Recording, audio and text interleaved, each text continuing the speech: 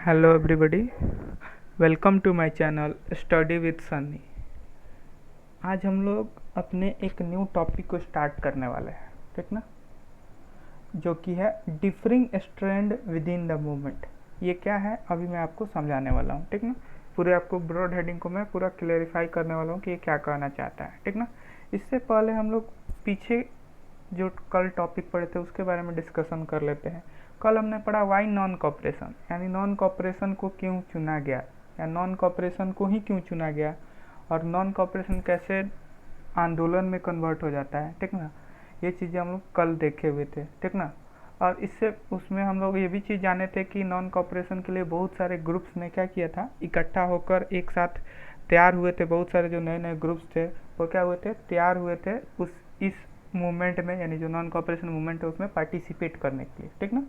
तो यहाँ पे जो टॉपिक है वो समझिएगा क्या है, differing strand with in the movement. मतलब जो अलग अलग जो इच्छाएं थी, ठीक ना, अलग अलग जो आकांक्षाएं थी, ठीक ना, वो सब सारे ग्रुप्स के लिए जो था ना, जो स्वराज जिसकी बात किया गया था, स्वराज अलग अलग था सारे ग्रुप्स के लिए, ठीक ना। जैसे पीजेंट्स थे तो इसमें हम लोग वही जानेंगे कि क्या उनकी इच्छा थी, ठीक ना, उनकी मतलब उनके लिए आज़ादी का क्या मतलब था, ठीक ना। तो सबसे पहले हम लोग देखेंगे कि टाउन्स में जो लोग रहते थे, ठीक ना, तो उनके लिए आज़ादी का क्या मतलब था, ठीक ना, उनके लिए स्वराज का क्या मतलब था। ये सब चीज़ें हम लोग क्लास 8 में भी जान चुके हैं, पढ़े होंगे, तो आपको याद होगा कि सबके लिए आज़ादी की मतलब अलग थी। मतलब स्वराज का मतलब अलग अलग था, ठीक ना। कोई टैक्स से छुटकारा चाहता था, ठीक ना, कोई क्या करना चाह रहा, कोई टैक्स से छुटकारा चाहता था, तो कोई प्रोटेक्टेड फॉरेस्ट में फिर से जाने की इजाज़त चाहता था, ठीक ना। तो मतलब सबके लिए स्वराज का मतलब अलग अलग था, ठीक ना। तो वही हम लोग इस पूरे ब्रॉड हेडिंग में यही पढ़ेंगे कि जो शहरों में लोग रहते थे उनके लिए स्वराज का क्या मतलब था, ठीक ना, वो किस लिए इस मूवमेंट में पार्टिसिपेट कर रहे थे, ठीक ना। फिर हम लोग देखेंगे गाँव में, कंट्री साइड में जो लोग रहते थे, ठीक ना, गाँव में जो लोग रहते थे उनके लिए ये नॉन कॉपरेशन मूवमेंट में किस मकसद के साथ, ठीक ना, क्या उनकी आकांक्षाएं थी, स्वराज का क्या मतलब था उनके लिए, ठीक ना। और जो प्लांटेशन वर्कर्स थे उनके लिए स्वराज का क्या मतलब था, ठीक ना। ये सारी चीज़ें हम लोग जानेंगे। मतलब वो जो पार्टिसिपेशन दे रहे थे, ठीक ना, इस मूवमेंट में जो अपना साथ दे रहे थे, तो उनके लिए आज़ादी का क्या मतलब था, ठीक ना। सबकी अपनी अपनी, जैसे मैंने बताया कि इच्छाएं थी, ठीक ना, सब अलग अलग तरीक़ों से परेशान थे ब्रिटिशर्स से, ठीक ना। तो वो स्वराज का मतलब सबके लिए मैंने बताया कि अलग अलग था। तो वही चीज़ हम जानेंगे कि स्वराज का मतलब किसके लिए क्या था इस टॉपिक में, ठीक ना। यहाँ तक चीज़ें क्लियर हो गई कि आपका टॉपिक क्या है। मतलब आपको पूरा मैंने टॉपिक को क्लैरिफाई कर दिया कि टॉपिक किस बारे में है, ठीक ना। तो वही कह रहे कि नॉन कॉपरेशन और खिलाफत मूवमेंट, जिसको नॉन कॉपरेशन खिलाफत मूवमेंट भी बोला गया, ठीक ना। जैसे अब मैंने अभी जैसे इससे भी क्लियर हो सकता है, जैसे खिलाफत मूवमेंट भी बोला है। खिलाफत मूवमेंट क्यों बोला गया, क्योंकि उसमें एक बहुत बड़े जो मुस्लिम ग्रुप्स थे वो किस चीज़ के लिए मतलब पार्टिसिपेट किए थे उस मूवमेंट में। वो पार्टिसिपेट किए थे कि जो ऑटोमन एम्पायर है, ठीक ना, यानी जो टर्की है, जो उसके एम्पेयर हैं, जो खलीफा हैं, उनके पावर को सीज ना किया जाए, ठीक ना, ट्रीटी के साथ उनके पावर को सीज ना किया जाए, ठीक ना। उसके लिए वो पार्टिसिपेशन कर रहे थे इस मूवमेंट में, ठीक ना। तो वही मैं बता रहा था कि सबकी अपनी अपनी क्या थी, एस्पायरेशन थी, ठीक ना, आकांक्षाएं थी। उस युद्ध मतलब उस स्ट्रगल में पार्टिसिपेट करके वो अपनी आकांक्षाओं को पूरा करना चाहते थे, अपनी इच्छाओं को पूरा करना चाहते थे उस आंदोलन के जरिए, ठीक है। तो वही यहाँ पे आपको बताया गया है कि देखिए यहाँ पे लिखा भी है, various social groups participated in this movement each with its on specific aspiration.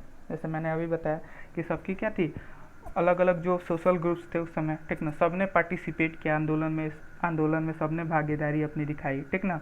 लेकिन सबकी जो इच्छाएं थी, आंदोलन किस लिए कर रहे थे, ठीक ना, रीजन जो था आंदोलन करने का वो अलग अलग था, ठीक ना। और वो अलग अलग चीज़ों से मुक्ति चाहते थे, ब्रिटिशर्स थे, ठीक ना। ये चीज़ आपको क्लियर रहनी चाहिए, ठीक ना। द मूवमेंट इन टाउन्स, तो सबसे पहले आज हम लोग पढ़ेंगे कि जो शहर के लोग होते थे वो किस लिए यहाँ पे मूवमेंट कर रहे थे, आंदोलन किस लिए कर रहे थे, ठीक ना, उन्होंने क्यों पार्टिसिपेट किया इस नॉन कॉपरेशन मूवमेंट में, उनका क्या मकसद था पार्टिसिपेशन के पीछे, ठीक ना, उनकी क्या एस्पायरेशन थी, वो किस चलते परेशान थे, ये सारी चीज़ें हम लोग जानेंगे, ठीक ना। तो यहाँ पे मूवमेंट जो स्टार्ट किया गया, जो आंदोलन शुरू किया गया, मिडिल क्लास के लोगों द्वारा किया गया। जो मध्यम वर्ग के लोग रहते थे, ठीक ना, उन्होंने इस आंदोलन को स्टार्ट किया, ठीक ना। शहरों में इन्होंने भागीदारी इस आंदोलन में मतलब बढ़ चढ़ के मिडिल क्लास लोगों ने इस आंदोलन में भाग लिया, ठीक ना। जैसे इन्होंने क्या किया, नॉन कॉपरेशन का मतलब ही होता है असहयोग, यानी इन्होंने यहाँ पे भी क्या किया, वायलेंट तरीके से कोई विद्रोह नहीं किया। इन्होंने क्या किया, तो तरीका तो आपको मालूम है क्या किया होगा कि जो भी गवर्नमेंट कंट्रोल स्कूल होते थे, तो उसमें जो भी स्कूल स्टूडेंट्स होते थे, हज़ारों की संख्या में जो स्टूडेंट्स थे, हज़ारों लाखों की संख्या में वहाँ पे से स्टूडेंट ने क्या किया, स्कूल गवर्नमेंट जो ब्रिटिश स्कूल चलाती थी उसको छोड़ दिया, ठीक ना। कॉलेजेस को छोड़ दिया। हेडमास्टर जो थे, जो इंडियन हेडमास्टर होते थे बड़े बड़े कॉलेजों में, उन्होंने क्या किया, अपना पद त्याग दिया, ठीक ना, मतलब अपना रेजिग्नेशन दे दिया, ठीक ना, रिजाइन कर दिया, ठीक ना, इस नॉन कॉपरेशन मूवमेंट का हिस्सा बनने के लिए, ठीक ना। जो लॉयर्स थे, यानी जो वकील थे, जो ब्रिटिश के कोर्ट में क्या करते थे, अपनी लॉ की जो प्रैक्टिस होती थी, लीगल जो प्रैक्टिसेस होती थी वो परफॉर्म करते थे, उन्होंने भी अपना रेजिग्नेशन दे दिया, ठीक ना, वो भी रिजाइन हो गए। जो ब्रिटिश कोर्ट थे उसमें अपना रेजिग्नेशन दे दिया, ठीक ना।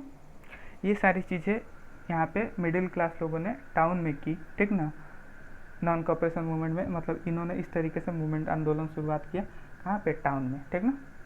अब क्या हुआ, एक और चीज़ें हुई कि जो काउंसिल इलेक्शन होने वाले थे, यानी जो असेंबली इलेक्शन हो रहे थे, ठीक ना, वहाँ पे भी जो अलग अलग जगहों पे असेंबली इलेक्शन होने थे, वहाँ पे जो भी पार्टियाँ थी सब ने क्या किया, इस इलेक्शन का विरोध किया, ठीक ना। बहुत सारे अलग अलग जगहों पे जो भी पार्टियाँ थी उन्होंने पार्टिसिपेट ही करने से मना कर दिया कि आपके इलेक्शन में हम भाग ही नहीं लेंगे, ठीक है। इस तरीके से चीज़ें हुई। लेकिन अब यहाँ पे एक क्वेश्चन बनता है, ठीक ना, एक्सेप्शन पे हमेशा क्वेश्चन बनता है, आपको भी ध्यान रखना है। लेकिन यहाँ पे एक पार्टी थी जो क्या की, भाग ली, ठीक ना, वो मतलब उसने क्या किया, बॉयकॉट नहीं किया इस इलेक्शन का, ठीक ना। और वो कहाँ की पार्टी थी, तो मद्रास की थी। मद्रास में एक पार्टी थी, जस्टिस पार्टी, नाम याद रखिएगा, ठीक ना, जहाँ पे उन्होंने क्या किया, असेंबली इलेक्शन को बॉयकॉट नहीं किया, ठीक ना। ये कैसी पार्टी थी, ये किसकी पार्टी थी, नॉन ब्राह्मण्स की पार्टी थी, ठीक ना, नॉन ब्राह्मण्स की पार्टी थी। तो इनका मानना था कि अगर हम लोग असेंबली इलेक्शन लड़ेंगे, अगर उसमें जीतेंगे, सीट जीतेंगे, तो हमको शक्ति मिलेगी, ठीक ना। और क्यों वो लोग पावर गेन करना चाहते थे, क्योंकि उनको बहुत सालों से क्या थे, जैसे मैंने अभी बताया कि नॉन ब्राह्मण्स की पार्टी थी, नॉन ब्राह्मण्स की पार्टी थी, इसका मतलब उसमें ब्राह्मण्स नहीं थे। और ज़्यादातर सालों से, ठीक ना, उस एरिया में क्या होता था, मद्रास में ब्राह्मण्स का ही मतलब वर्चस्व रहता था। तो एक तरीके से उनको दिखाने के लिए कि हम भी पावर में आ सकते हैं, ठीक ना, हमको भी पावर मिल सकती है, सत्ता मिल सकती है, इसके लिए उन्होंने क्या किया, पार्टिसिपेट किया इस इलेक्शन में, ठीक ना। लेकिन बाकी सारे लोगों ने क्या किया, इसका विरोध किया। बाकी अलग जो भी प्रोविंस थी, जो भी अलग अलग प्रांत थे, वहाँ पे इसका विरोध हुआ, इसको लोग बॉयकॉट किए, ठीक ना। इसको अलग अलग पार्टियों ने क्या किया, बॉयकॉट किया, बहिष्कार कर दिया, इसमें पार्टिसिपेशन लेने से मना कर दिया था, ठीक ना। नॉन कॉपरेशन का बेसिक मतलब तो यही था, जो पिछले वीडियो में पढ़े थे तो इसको मैंने बताया भी था, ठीक ना। तो ये सारी चीज़ें हुई। अब देखते हैं, अब ये सब तो हुआ, तो इसका इकोनॉमी पर क्या इफेक्ट पड़ा। क्वेश्चन पूछता है कि टाउन में जो नॉन कॉपरेशन मूवमेंट हुआ उसका इकोनॉमी पे क्या इम्पैक्ट पड़ा। इकोनॉमी मतलब अर्थव्यवस्था, ठीक ना, अर्थव्यवस्था पर क्या इम्पैक्ट पड़ता है, क्या प्रभाव पड़ता है, उसको हम लोग समझेंगे। तो अर्थव्यवस्था पर किस तरह का प्रभाव पड़ा, तो समझिएगा। इसमें क्या हुआ कि जो भी फॉरेन गुड्स थे, ठीक ना, फॉरेन गुड्स यानी जो विदेश से विदेश से जो सामानें आती थी, ठीक ना, उसको लोगों ने क्या किया, बॉयकॉट कर दिया। कहा कि अब हम विदेशी सामान कोई यूज़ नहीं करेंगे, ठीक ना, विदेशी सामान यूज़ नहीं करेंगे। जो लिक्विड शॉप होते थे, लिक्विड शॉप क्या होता है, मतलब जो शराब की दुकानें होती थी, वहाँ पे लोग क्या करते थे, एक ब्लॉक, मतलब वहाँ पे एक घेरा बना के उसको क्या करते थे, तो ब्लॉक कर देते थे। उसमें लोगों को, इंडियन लोगों को इंटर करने से मना कर देते थे, ठीक ना, कि हमारे लोग आपके शराब की दुकानों में नहीं जाएंगे, ठीक ना। जिससे नहीं जाएंगे तो क्या होगा, अब उनकी दुकानें नहीं चलेंगी, ठीक ना, यही होगा ना। तो मतलब एक तरीके से बहिष्कार करना हुआ, ठीक ना, मतलब उनकी चीज़ों को ना खरीदना। और जो फॉरेन क्लॉथ्स थे, यानी जो विदेशी कपड़े थे, उसको उन्होंने क्या किया, बहुत बड़ी मात्रा में जलाया, ठीक ना। जैसे होलिका में होली में जिस तरह होलिका जलाया जाता है ना, उस तरीके से इन्होंने क्या किया, विदेशी कपड़ों को जलाया, ठीक ना। अब देखिए ये सारी चीज़ें से क्या हुई, ब्रिटिश जो थी, ठीक ना, जो ब्रिटिश एडमिनिस्ट्रेशन थी भारत में, उनको थोड़ा सा नुकसान हुआ। क्या नुकसान हुआ, समझिएगा। कि जो इम्पोर्ट था, मतलब जो पहले आयात करते थे, ठीक ना, इंडिया में जो आयात होता था कपड़ों का, ठीक ना, उसका जो प्राइस था, ठीक ना, 102 करोड़ था। लेकिन वो घट के 57 करोड़ पर हो गया। मतलब 1921-22 में इतना ये आंदोलन मतलब अपने चरम सीमा पर था, ठीक ना, कि बहुत ज़्यादा नुकसान से सहना पड़ा, ठीक ना, किसको, ब्रिटिशर्स को, जो पहले वो लोग आयात करते थे, मतलब कपड़ा मंगवाते थे, लगभग 102 करोड़ का कपड़ा मंगवाते थे भारत में, ठीक ना। और वो क्या हो गया उसका मतलब 102 करोड़ का नहीं, मतलब उसकी जो कीमत होती थी, ठीक ना, वो 102 करोड़ से लगभग 157 करोड़ पर पहुंच गया, मतलब एकदम लगभग आधा हो गया, ठीक ना। कह रहा है कि बहुत सारे जगहों पे जो मर्चेंट्स होते थे, जो व्यापारी हो गए, ठीक ना, जो ट्रेडर्स हो गए, ठीक ना, वो क्या करते थे, वो भी मना कर देते थे कि हम फॉरेन सामान में ट्रेड नहीं करेंगे, मतलब विदेशी सामान का हम व्यापार नहीं करेंगे, ठीक ना, या विदेशी सामान खरीदने के लिए हम पैसा नहीं लगाएंगे, ठीक ना। इस तरीके से मतलब बहुत सारा प्रॉब्लम फेस करना पड़ा था ब्रिटिश एडमिनिस्ट्रेशन को जब ये मूवमेंट शुरुआत हुआ, ठीक ना। और ये मूवमेंट धीरे धीरे फैल भी गया, ठीक ना। ये मूवमेंट क्या हुआ, धीरे धीरे पूरे शहर में फैल गया।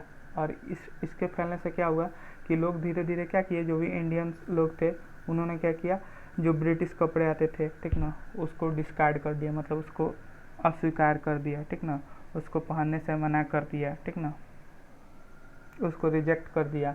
और वो क्या करने लगे, इंडियन कपड़े ही पहनना शुरू कर दिए। इंडियन कपड़े लोगों ने क्या किया, पहनना शुरू कर दिया। तो इस कारण से क्या हुआ, देखेंगे आप 1921-22 में भारत में इंडस्ट्री जो सेक्टर थी, मतलब जो इंडस्ट्री में जो टेक्सटाइल इंडस्ट्री थी वो बहुत ज़्यादा ग्रो अप हुई, ठीक ना। मतलब टेक्सटाइल इंडस्ट्री को भारत में उस समय बढ़ावा मिला। क्यों बढ़ावा मिला, क्योंकि लोगों ने ब्रिटिश चीज़ों को पहनने से मना कर दिया था, ठीक ना। तो इसमें हम लोगों ने क्या देखा कि इकोनॉमिक सेक्टर में किस तरीके का प्रभाव पड़ा था टाउन में, जब नॉन कॉपरेशन मूवमेंट शुरुआत हुआ था, ठीक ना। और उसमें ब्रिटिशर को किस तरह का नुकसान झेलना पड़ा था, ये सारी चीज़ें देख लिया हम लोग। तो ये सब क्वेश्चन बनता है बाबू, ध्यान रखिएगा, आप ही क्वेश्चन बना के इसका आंसर लिख सकते हैं, ठीक ना। ये क्वेश्चन पूछा भी जाता है। अब हम लोग देखेंगे कि जो मूवमेंट फैला, ठीक ना, जो शहरों में जो मूवमेंट फैला बड़े स्तर पर 1921-22 के दौरान, वो धीरे धीरे क्या हो गया, वो आंदोलन धीरे धीरे स्लो होने लगा। मतलब धीरे धीरे इसका प्रभाव जो होगा कम होने लगा। क्यों कम होने लगा, तो इसके बहुत सारे कारण थे, ठीक ना, बहुत सारे कारण थे। उसमें से मैं आपको 2-3 कारण जो आपके बुक में दिया है उसको मैं बताने वाला हूँ, ठीक ना। तो पहला कारण क्या था, जैसे कपड़े का जो था कि कपड़े फॉरेन क्लॉथ को बहिष्कार किए थे भारत के लोग, ठीक ना। फॉरेन क्लॉथ का क्या किए थे, बहिष्कार किए थे कि हम विदेशी कपड़े नहीं पहनेंगे। तब उनके पास कोई अल्टरनेटिव भी होना चाहिए। तो उस समय अल्टरनेटिव मतलब क्या, कोई ऑप्शन होना चाहिए कि अगर मानी विदेशी कपड़ा नहीं पहन रहे, मतलब विदेश से जो बन के कपड़ा आ रहा है वो लोग नहीं पहन रहे, तो क्या पहनेंगे, तो कोई ऑप्शन होना चाहिए पहनने के लिए। तो उनके पास उस समय ऑप्शन था खादी क्लॉथ, जो भारत के टेक्सटाइल वर्कर्स बनाते थे, खादी की जो क्लॉथ होती थी उसको बनाते थे। एक उनके पास ये ऑप्शन था कि इसको पहने, ठीक ना। लेकिन खादी क्लॉथ जो होता था बहुत ज़्यादा महंगा होता था, बहुत ज़्यादा क्या होता था, महंगा होता था, ठीक ना, बहुत ज़्यादा महंगा होता था। जो ब्रिटिशर्स कपड़े लेके आते थे उनकी तुलना में, ठीक ना, जो ब्रिटिशर्स कपड़े इंडिया में बेचते थे उनकी तुलना में ये कपड़ा बहुत ज़्यादा महंगा होता था। अब महंगा होने के कारण क्या होता था, जो गरीब लोग होते थे वो इसको अफोर्ड नहीं कर पाते थे, मतलब वो खरीद नहीं पाते थे इतना महंगा कपड़ा, ठीक ना। अब इतना महंगा कपड़ा नहीं खरीद पाते थे तो ज़्यादा दिन तक वो क्या कर सकते थे कि बॉयकॉट नहीं कर सकते थे मिल क्लॉथ को, क्योंकि अगर वो बहिष्कार करते हैं, माने कि बहिष्कार कर दे कि हम आपके कपड़े नहीं पहनेंगे, ठीक ना, तो बहिष्कार कर दिए तो फिर कपड़ा तब पहनेंगे क्या, क्योंकि खादी क्लॉथ तो बहुत महंगा होता था। तो पहनने के लिए उनको फिर से क्या करना पड़ेगा, उसी चीज़ पर फिर से दोबारा ब्रिटिश क्लॉथ को ही खरीदना पड़ता था, ठीक ना। इस कारण से क्या हुआ, तो एक पहला रीज़न, आपका मेन रीज़न ये हो सकता है कि इंडियन जो खादी क्लॉथ था उसकी दाम, मतलब फॉरेन गुड्स को रिजेक्ट किया, फिर से उसको एक्सेप्ट क्यों कर लिया गया, क्योंकि इंडियन में जो क्लॉथ्स थे उसकी प्राइसेस बहुत हाई होती थी और पुअर पीपल उसको अफोर्ड नहीं कर पाते थे। सेम देखिए, अब इसको थोड़ा सा हम टॉपिक से हट के देखें तो एक चीज़ मैं इसको बताने वाला हूँ। जैसे कि आज आप लोग देखते होंगे, ठीक ना, कि चाइना में जैसे होता है कि जब कुछ मतलब चाइना से टेंशन होता है भारत का, ठीक ना, तो चाइना से टेंशन होता है भारत का तो क्या होता है, बहुत सारा मतलब कैंपेन चलता है कि चाइनीज़ प्रोडक्ट को क्या करना चाहिए, नहीं खरीदना चाहिए, ठीक ना, चाइनीज़ प्रोडक्ट को हम लोग नहीं खरीदेंगे, उसका बहिष्कार करेंगे। इस तरह के आप अभी भी बहुत सारे कैंपेन देखते होंगे, चाइनीज़ मोबाइल नहीं खरीदना है, ठीक ना, दीपावली में चाइनीज़ दिए नहीं खरीदना है, इस तरह की चीज़ें आप सुनते होंगे, है ना।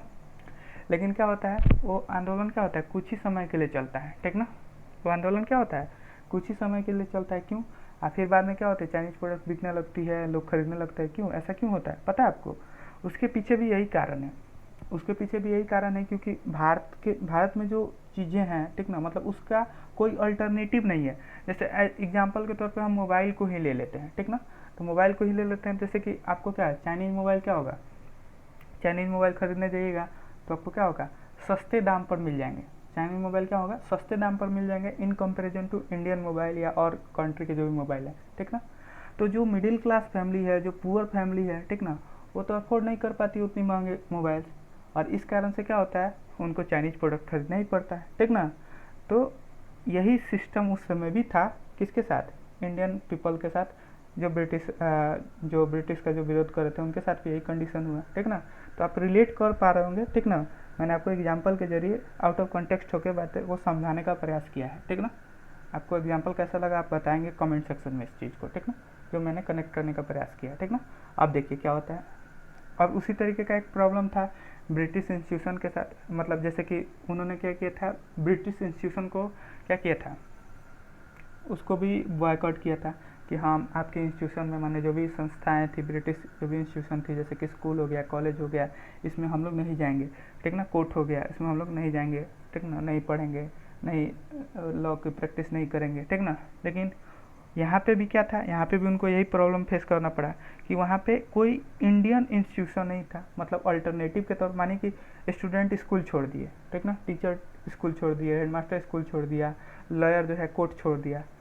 तो भारत का कोई इंस्टीट्यूशन तो होना चाहिए ना, भारतीय कोई इंस्टीट्यूशन होना चाहिए जहाँ पे वो लोग जाके पढ़ सके, जहाँ पे टीचर जाके टीचिंग करा सके, हेडमास्टर जाके अपने हेडमास्टरी कर सके, ठीक ना, क्योंकि पैसा तो चाहिए जीने के लिए, ठीक ना, और उनका काम है तो अपना प्रोफेशन तो वो लोग करेंगे ही। लेकिन ऐसी भारतीय इंस्टीट्यूशन उस समय कोई नहीं थी, और थी भी तो मतलब जो इसका सेटअप भी हुआ तो बहुत धीरे किया गया, मतलब बहुत धीरे धीरे इंडियन इंस्टीट्यूशन को बनाया गया, ठीक ना। बनाने में बहुत ज़्यादा इसमें समय लगा, ठीक ना, और बहुत कम मात्रा में इस तरह की इंस्टीट्यूशन थी। इस कारण से क्या हुआ, इस कारण से क्या हुआ कि ब्रिटिशर्स को क्या करना पड़ा, फिर से मतलब जो भी इंडियन पीपल थे, यानी जो भी स्टूडेंट्स थे, टीचर्स थे, उनको पीछे हटना पड़ा इस आंदोलन से, और फिर से गवर्नमेंट स्कूल में जाना पड़ा, लॉयर्स को अपने कोर्ट में जाना पड़ा अपने रेस्पेक्टिव कामों को करने के लिए, ठीक है। तो यहाँ पे देखें आपकी किस तरीके से नॉन कॉपरेशन मूवमेंट धीरे धीरे ठप पड़ गया था, धीरे पड़ गया था, धीरे धीरे इसकी लोकप्रियता कम होने लगी शहरों में। इसका मेन रीज़न भी आप समझ गए होंगे, ठीक ना, 2-3 आपको मैंने मेन रीज़न भी आपको क्लियर किया। तो उम्मीद करता हूँ कि आपको ये सारी चीज़ें समझ में आई होंगी कि शहरों में नॉन कॉपरेशन मूवमेंट क्यों धीरे पड़ गया, ठीक ना। सबसे पहले मैंने क्या बताया, सबसे पहले अब थोड़ा सा बेसिक रिकैप कर देता हूँ मैं आपको, ठीक ना, समझिएगा। सबसे पहले मैंने बताया जो टॉपिक है स्टार्ट किया, differing strands with in the movement. उसमें मैंने आपको बताया कि अलग अलग लोगों की अलग अलग आकांक्षाएँ थी, ठीक ना, मूवमेंट के जरिए वो अपनी आकांक्षाओं को पूरा करना चाहते थे, ठीक ना। तो सबसे पहले आज हम लोग बात किए मूवमेंट इन द टाउन्स, मतलब जो टाउन्स में लोग होते थे उनकी क्या आकांक्षा थी, वो किस लिए आंदोलन कर रहे थे, ठीक ना। तो हमने आपको आज के क्लास में बताया, ठीक ना, कि टाउन्स में जो लोग होते थे वो किस लिए, मतलब किस तरीके से उन्होंने आंदोलन किया। इसमें हम लोग देखे सबसे पहले पैराग्राफ में हमने देखा कि किस तरीके से उन्होंने आंदोलन किया, ठीक ना। फिर हमने देखा कि इस आंदोलन का इकोनॉमी पर कैसा इफेक्ट पड़ा, मतलब अर्थव्यवस्था पर कैसा इम्पैक्ट पड़ा, ठीक ना। तो हमने देखा ब्रिटिशर्स को लॉस भी हुआ इसके कारण से, ठीक ना। फिर हमने देखा कि ये जो आंदोलन है, यानी जो नॉन कॉपरेशन मूवमेंट है, ठीक ना, ये इसकी लोकप्रियता धीरे धीरे कम होने लगी, ठीक ना। क्यों कम होने लगी, उसके लिए 2-3 रीज़न मैंने आपको बताया, ठीक ना। तो क्यों कम होने लगी, एक मेन रीज़न आपसे पूछा जाए ना, तो क्यों इसको कम होने के पीछे क्या कारण था कि भारत के पास उस तरह का अल्टरनेटिव नहीं था, ठीक ना, मतलब उस तरह का ऑप्शन नहीं था कि अगर वो उस चीज़ को रिजेक्ट करे तो भारत की चीज़ों को एक्सेप्ट कर ले, ठीक ना। उस तरह का उस समय कोई ऑप्शन नहीं था कि भारतीय प्रोडक्ट्स या भारतीय इंडस्ट्री उस चीज़ का स्थान ले सके। इस कारण से क्या हुआ, ये आंदोलन धीरे बढ़ गया या कम पॉपुलर होने लगा, मतलब इसकी पॉपुलैरिटी धीरे धीरे खोने लगी, ठीक ना। तो यहाँ तक आपने चीज़ें समझी, नेशन टाउन के बारे में अपने मूवमेंट को देखा। अब हम लोग पढ़ेंगे नेक्स्ट कि कंट्री साइड में ये आंदोलन किस तरीके का था, ठीक ना, किस कारण से लोग, क्या उनकी चाहत थी, ठीक ना, इस आंदोलन के जरिए, ठीक ना, किस कारण से वो ब्रिटिशों से परेशान थे। ये सारी चीज़ें हम लोग नेक्स्ट क्लास में देखेंगे। उम्मीद करता हूँ आपको सारी चीज़ें समझ में आई होंगी। एक न्यू वर्ड पिकेट। पिकेट मतलब क्या होता है? पिकेट भी एक तरह का, ये भी एक तरह का विद्रोही है, जिसमें लोग क्या करते हैं, शॉप को, फैक्ट्री को या ऑफिस को क्या करते हैं, ब्लॉक कर देते हैं। ब्लॉक कर देते हैं मतलब उसमें एंट्रेंस लेने से मना कर दिया जाता है, उसको पिकेट बोला जाता है, ठीक ना। तो ये चीज़ें आपको मैंने आज क्लियर समझा दी, ठीक ना। कल हम लोग नेक्स्ट टॉपिक को क्लियर करेंगे, ठीक ना। तो मिलेंगे नेक्स्ट क्लास में, तब तक के लिए ओके बाय।